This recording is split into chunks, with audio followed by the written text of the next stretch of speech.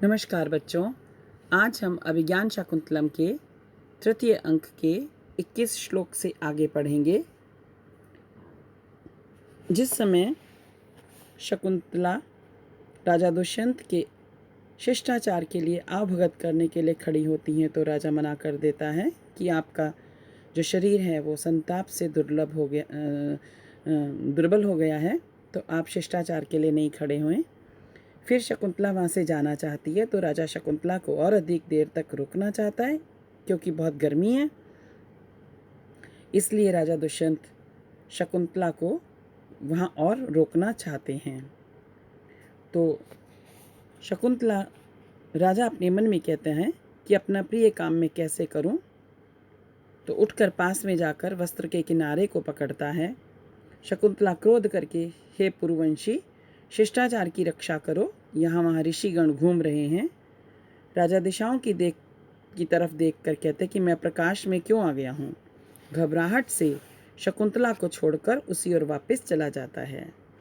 शकुंतला कुछ समीप पहुंचकर अंगों के संकेत से, हे पौरव, मैंने तुम्हारी इच्छा पूरी नहीं की है, परंतु बातचीत से प्रसन्न करने वाली मैं तुम्हारे द्वारा भुलाने योग्य नहीं हूँ, अर्थात तुम मुझे मत भूलना। राजा कहते हैं, हे सुंदरी, त्वं दूरम अपि गच्छन्ति हृदयं न जहासि में दिन अवसान छाएव पुरोमूलम वनस्पते। हे शकुंतले, त्वं दूरम अपि गच्छन्ति, तुम मुझसे दूर जाती हुई भी, मेरे हृदय को, वनस्पते पुरोमूलम दिन अवसान छाया इव न जहासी, तुम उसी प्रकार से मुझे नहीं छोड़ रही हो जिस प्रकार से वनस्पते पुरो मूलम, वनस्पते अर्थात वृक्ष के मूल अर्थात जड़ भाग को दिन अवसान छाया अर्थात सायंकाल जब दिन समाप्त हो जाता है, ऐसे दिन समाप्त होने वाली अर्थात संध्याकालीन जो छाया होती है वो नहीं छोड़ती है।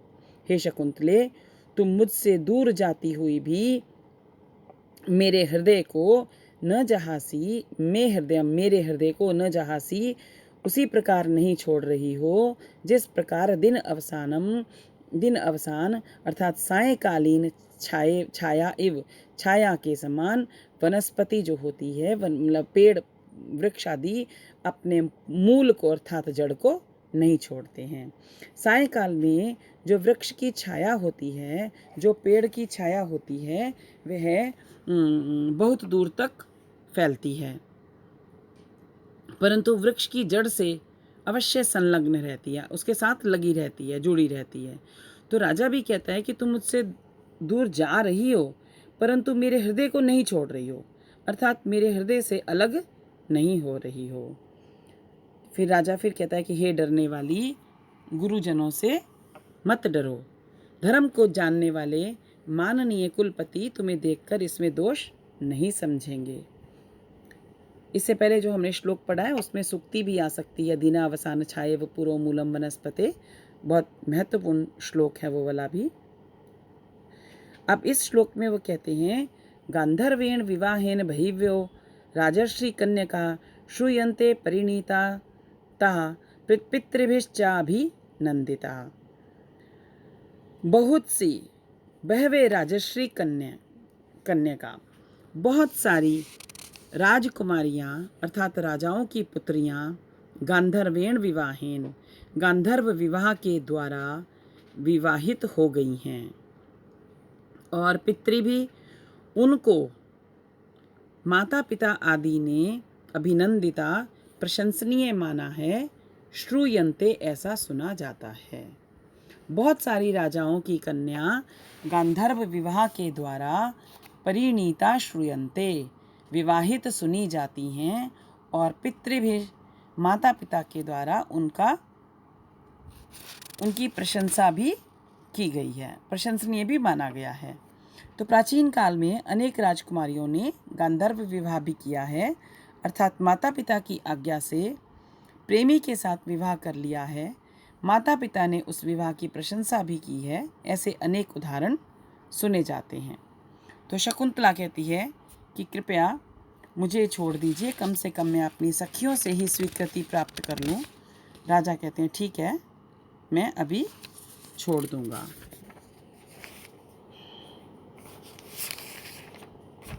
नेपथ्य से आवाज आती है, हे चकवी, सहचर को विदा करो।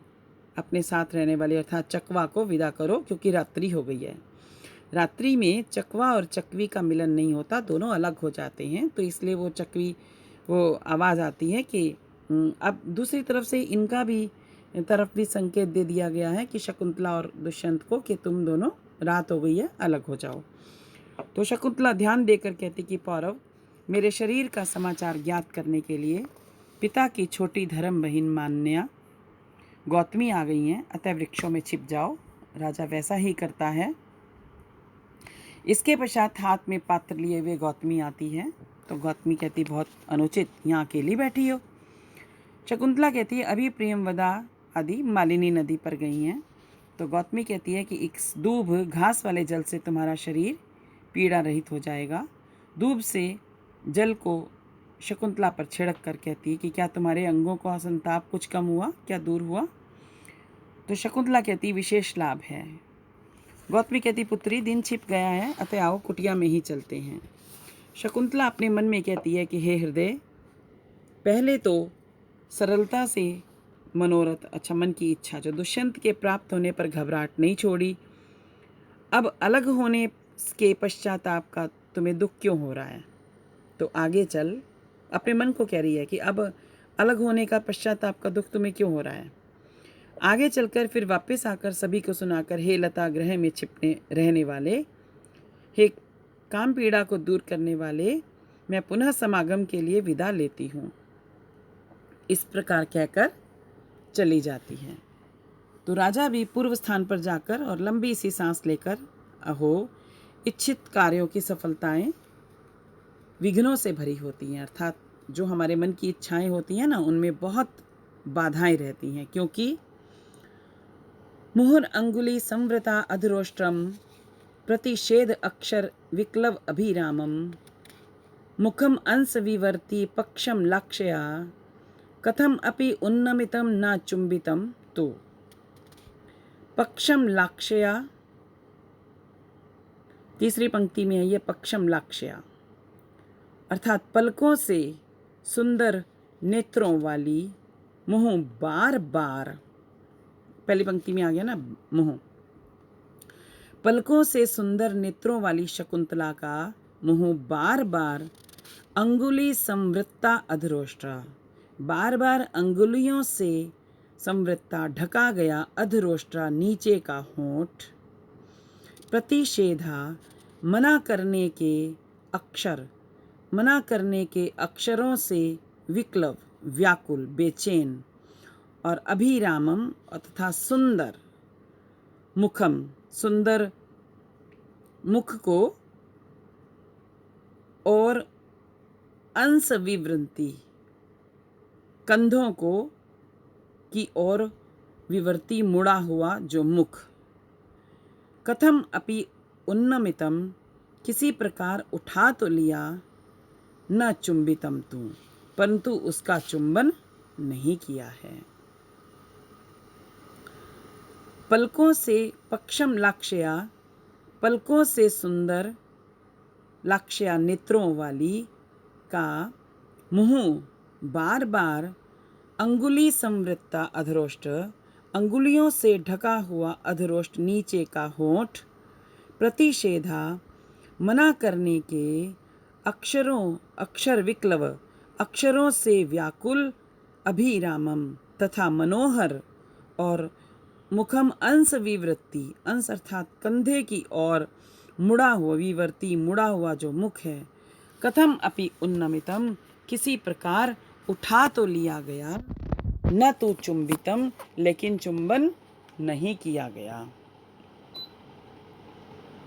कहने का भाव है कि राजा ने शकुंतला के नीचे के होठ का चुंबन करने के लिए उसका मुख तो उठाया था, परंतु शकुंतला ने बार बार उसे अंगुलियों से ढक लिया और अस्पष्ट अक्षरों से मना करती रही तथा उसने मुख को दूसरे कंधे की ओर मोड़ लिया था। अतः राजा को उसके चुंबन न करने का पश्चाताप है। तो आगे राजा कहते हैं कि अतः अब मैं कहाँ जाऊं, अथवा प्रियतमा से प्रयोग किए गए इसी लता मंडप में रुकता हूँ। चारों तरफ देखकर राजा कहते हैं, तस्या पुष्पमयी शरीर लुलिता शय्या शिलायाम इयं क्लांतो मन्मथ लेख एष नलिनी पत्रे नखै अर्पितः हस्ताद् भृष्टम इदं बिसाभरणम् इति आसज्जन मान ईक्षणो निर्गन्तुं सहसा न वेत स गृहात् शक्नोमि शून्याद् अपि। शिलायाम तस्या शरीर लुलिता, पहली पंक्ति में ही है, अंत में शिलायाम तस्या शरीर लुलिता। शिला पर उस शकुंतला के शरीर से लुलिता मसले गए ये पुष्पमयी इयं शय्या, फूलों की यह शय्या है, बिस्तर है। नलिनी पत्रे नखई, कमलिनी के पत्ते पर नखई नाखूनों से अर्पितः अंकित, यह अर्पित एषः क्लांता मदन लेखा, यह क्लांत है, उसका मुरझाया हुआ प्रेम पत्र है। हस्ताद भ्रष्टम इदम बिसाभरणम, हस्ताद अर्थात हाथ से, भ्रष्ट हुआ हुआ अर्थात अलग हुआ हुआ, बिसाभरणम यह कमलिनी का आभूषण है। इस प्रकार असज्ज मान ईक्षण, इस प्रकार लगी हुई ईक्षण वाला अर्थात दृष्टि वाला, शून्यात अपि मैं इस शून्य, वेतस गृहात वेत गृह से सहसा अचानक, निर्गंतुम बाहर जाने में, न शक्नोमि समर्थ नहीं हूँ अर्थात असमर्थ हूँ। शिलायाम तस्या शरीर लुलिता, शिला पर उस शकुंतला के शरीर से लुलिता मसले गए, पुष्पमयी इयं शय्या, फूलों की यह शय्या है। नलिनी पत्रे नखई, कमलनी के पत्ते पर, नखई अर्पितः नाखूनों से अंकित हुआ हुआ, यह ऐशा क्लांता मदन लेखा, यह मुरझाया हुआ प्रेम पत्र है। हस्ताद भ्रष्टम इदम भिस आभरणम, यह हाथ से अलग हुआ हुआ यह भिस आभरणम, भिस कमलनी का आभूषण है। इति आसज्जमान ईक्षण, इस प्रकार ये लगी हुई दृष्टि वाला, वेतस गृहात में इस शून्य वेत गृह से सहसा अचानक से बाहर जाने में असमर्थ हूँ। राजा को वेत गृह में अब शकुंतला तो प्राप्त नहीं है, परंतु उसकी वस्तुएं हैं। कौन कौन सी? जिस शिला तल पर वह लेटी हुई थी, एक तो वह फूलों वाली शैया है, उसके ऊपर मसले गए फूलों वाली वो शैया है। फिर कमलनी के पत्ते पर नाखूनों से अंकित या मुरझाया हुआ प्रेम पत्र वहीं पर है। हाथ से अलग हुआ हुआ कमलनी का मृणाल का आभूषण है। राजा इनके प्रति आसक्त है और इन्हें छोड़ना नहीं चाहता है।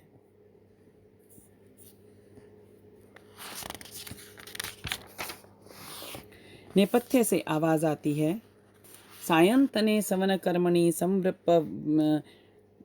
प्रवृत्ते वेदीं हुताशनवतीं परितः प्रयस्ताः छायाश्चरन्ति बहुधा भयम् आदधाना संध्याभ्र कूटकपिशा पिशिताशनानाम्।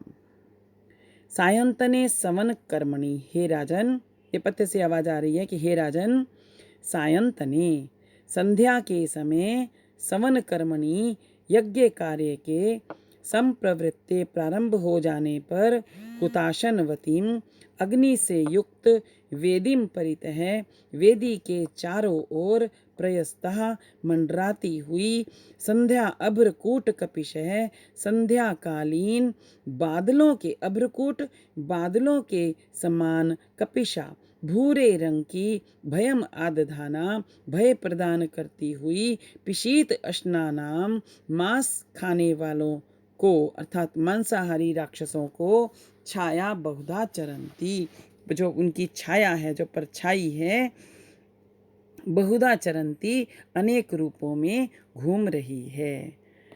सायंतने सवन कर्मणि, हे राजन, संध्या के समय सवन कर्मणि यज्ञ कार्य के संवृत्ते प्रारंभ हो जाने पर हुताशनवतीम अग्नि से युक्त वेदीम परितय वेदी के चारों ओर प्रयस्तः मंडराती हुई संध्या अभ्रकूट कपिशः संध्याकालीन बादलों के समान भूरे रंग के भयम आदधाना भय प्रदान करती हुई पिशीत अश्नानाम मांस खाने वाले राक्षसों की छायाएं परछाई बहुधा चरंती अनेक रूपों में घूम रही हैं। राजा को नेपथ्य के माध्यम से बुलाया जाता है क्योंकि संध्याकालीन यज्ञ प्रारंभ ही हुआ है तथा राक्षसों की विविध मुखी परछाई दिखाई देने लगती है। अतः राजा यज्ञ की रक्षा करने के लिए चला जाता है। फिर राजा कहते हैं कि हे तपस्वियों, मत डरो, मैं दुष्यंत आ गया हूँ। इस प्रकार चला जाता है और तृतीय अंक की समाप्ति हो जाती है। आगे हम चतुर्थ अंक का पहले सार पढ़ेंगे, समझेंगे, फिर उसके पश्चात चतुर्थ अंक के श्लोकों को पढ़ेंगे।